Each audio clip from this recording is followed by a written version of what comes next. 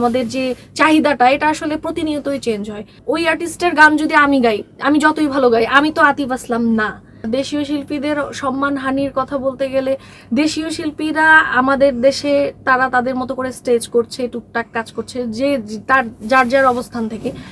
আর আতিফ আসলামকে আমরা অন্য দেশ থেকে নিয়ে আসছি, ওই দেশে যে দেখেন তিনিও তার ওখানেও কিন্তু অনেক কনসার্ট করছেন। আমরা যেমন অন্য দেশে যাই প্রোগ্রাম করার জন্য, আমাদেরকে হায়ার করে নিয়ে যায়, তাকেও ঠিক একইভাবে হায়ার করে এখানে নিয়ে আসছে তার ডিমান্ড অনুযায়ী।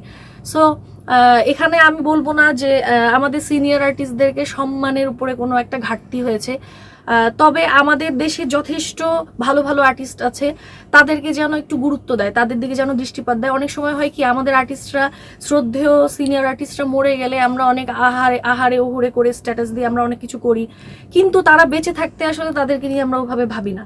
তা আমি বলবো এই ক্ষেত্রে তাদেরকে এইভাবে একটু সম্মান দেওয়া উচিত, যে কাজটা করে তারা আনন্দ পায়। একজন শিল্পী, কণ্ঠশিল্পী তার গানের মাধ্যমে বেঁচে থাকে, তো সে যতদিন বেঁচে থাকবে অবশ্যই তার গান, সে মঞ্চে তার গান গাইবে, বিভিন্ন প্রোগ্রামে ডাক পাবে, এটাই আসলে সে আশা করে বাকিদের কাছ থেকে। আমাদের সবাইকেই কিন্তু অন্যের গান দিয়েই জীবন শুরু করতে হয়, আমাদের নিজেদের গান তো পরে আসে। তো তাদের উচিত যে এই গানটার পিছনে যারা গীতিকার সুরকার আছেন তাদেরকে, তাদের নামটা যেন একটু জানে, তাদেরকে যেন গানটা পরিবেশন করার আগে একটু রেসপেক্ট দিয়ে তাদের নামটা একটু বলে। আসলে তারা এইটুকুই চায়, আপনি গান করছেন, তারা তো বিভিন্ন স্টেজে গান করছেন, তারা তো এসে আপনার কাছে পেমেন্ট চায়নি যে আপনি আমার লেখা সুরে কেন গাইলেন, তাহলে আমাকে পেমেন্ট দেন। তারা শুধু এইটুকুই চায় দিন শেষে যে তাদের নামটা একটু সামনে আসুক।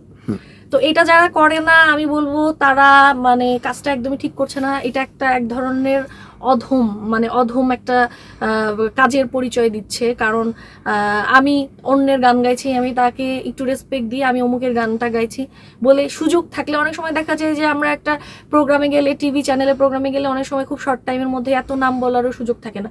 তারপরেও আর্টিস্ট যদি চায় যে আমি অমুকের নামটা বলবো, তাকে রেসপেক্ট করতে চাই, তাহলে অবশ্যই সে চাইলে বলতে পারবে, আমি মনে করি। আমার মনে হয় যে সবসময় আমরা একই গান সবার কাছে শুনি, বা তো একটু চেঞ্জের দরকার আছে। এই ধরনের আয়োজন তো বছরে 5-6 বার হয় না, এটা বছরে, এটা আসলে ডিপেন্ড করে হয় যে কোন আর্টিস্টের ডিমান্ড এখানে তৈরি হয়েছে। তো আমি বলবো যে অবশ্যই এখানে হচ্ছে ওই আর্টিস্টটা আসবে, এবং ওই আর্টিস্টের গান যদি আমি গাই, আমি যতই ভালো গাই, আমি তো আতিফ আসলাম না। তো সবার একটা আকর্ষণ কিন্তু থেকেই যায়, সবাই চাইবে যে তার জায়গা থেকে ওই শিল্পীটার গান যদি আমি একটু সামনাসামনি শুনতে পারতাম। এটা আসলে অনেকের কাছে একটা ড্রিমের মতো।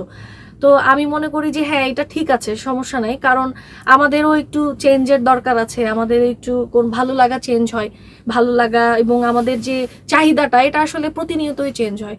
আর সব থেকে বড় কথা হচ্ছে, যেমন আমি তো যাচ্ছি না এখানে, হয়তো বা গান শোনার আরো অন্যান্য অডিয়েন্স আছে যারা আসলে অনেক টাকা খরচ করে বসে আছে, যে তারা আসলে দেখতে চায়। এটা তাদের আর্থিক অবস্থা এবং অভিরুচি এবং তাদের ইচ্ছার ব্যাপার, এবং তাদের ইচ্ছা অনুযায়ী আমরা শুধু খেয়াল করব যে তাদের ইচ্ছা অনুযায়ী তারা যেরকম খরচ করছে সেই অনুযায়ী তারা তাদের বিনোদনটা পাচ্ছে কি না। না, আমি আমি কোনো গিফট পাইনি।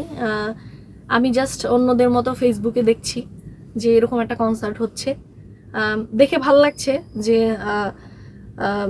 আমাদের দেশে এরকম একটা আয়োজন হয়েছে, এবং এই আয়োজন আসলে হওয়াটা তো বড় কথা না, সফলভাবে শেষ হওয়াটা। কেননা যে কোনো প্রবলেমও হতে পারে একটা প্রোগ্রামে, তখন একজন ভিনদেশি শিল্পী আমাদের দেশের মানুষ সম্পর্কে একটা ভ্রান্ত ধারণা নিয়ে চলে যাবে, বা একটা বাজে একটা সিচুয়েশনে সাক্ষী হয়ে সে চলে যাবে। এটা আমরা কখনো চাই না বাংলাদেশের মানুষ হিসেবে। তো এই প্রোগ্রামটা যেন সফলভাবে হয়, এটাই সবসময় প্রত্যাশা করি। আর একটু একটু খারাপ লেগেছিল, কারণ আমার কাছে যে দেখা যাচ্ছে যে সব তো ব্যান্ডই করছে। ধরেন 4 ঘন্টার বা 5 ঘন্টার একটা স্লট, সেখানে একটা ব্যান্ড যদি 1 ঘন্টা করে, আরেকটা ব্যান্ড যদি 1 ঘন্টা করে, তাহলে কি 3 ঘন্টায় আতিফ আসলাম গান করবে? এখানে যদি ধরেন অন্য কোনো আর্টিস্ট, আমাদের মানে ধরেন সিনিয়রকে নিয়ে তাদের কোনো মাথায় ওরকম কোনো প্ল্যানিং নেই, বাট এই জেনারেশনের বিভিন্ন এই ট্রেন্ডি সং নিয়ে যারা স্টেজ কাভার করে, হিউজ ক্রাউডটাকে মেনটেন করে, যারা আসলে এটা ডিজার্ভ করে এই ধরনের স্টেজ, তো আমার মনে হয় এরকম কোনো একটা আর্টিস্টের জন্য যদি 30 মিনিটসের একটা স্লট থাকতো, তাহলে ওই আর্টিস্টটার জন্যও অনেক ভালো হতো, এবং অডিয়েন্সের কাছেও একটা একটু অন্যরকম ব্যাপার থাকতো।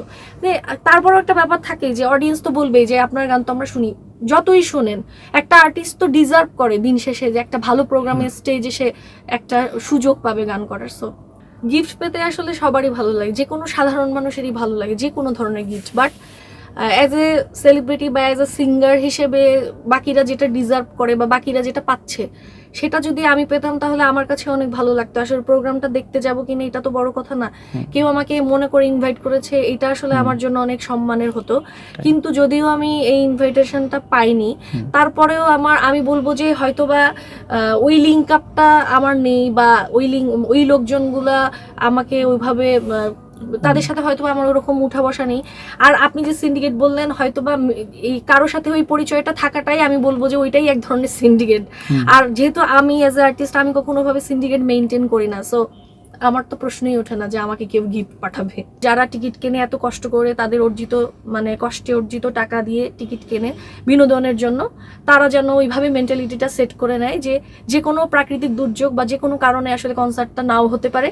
আর সেই ক্ষেত্রে আপনারা যেখান থেকে টিকিট গ্রহণ করবেন তাদের কাছে ওরকম একটা প্রশ্ন রাখবেন যেন তারা আপনাদের এই কি বলবো, যে আপনাদের যে বুঝতে অসুবিধা হচ্ছে সিচুয়েশনটা, এই জায়গাটা যেন আপনাদেরকে তারা ক্লিয়ার করে দেয়।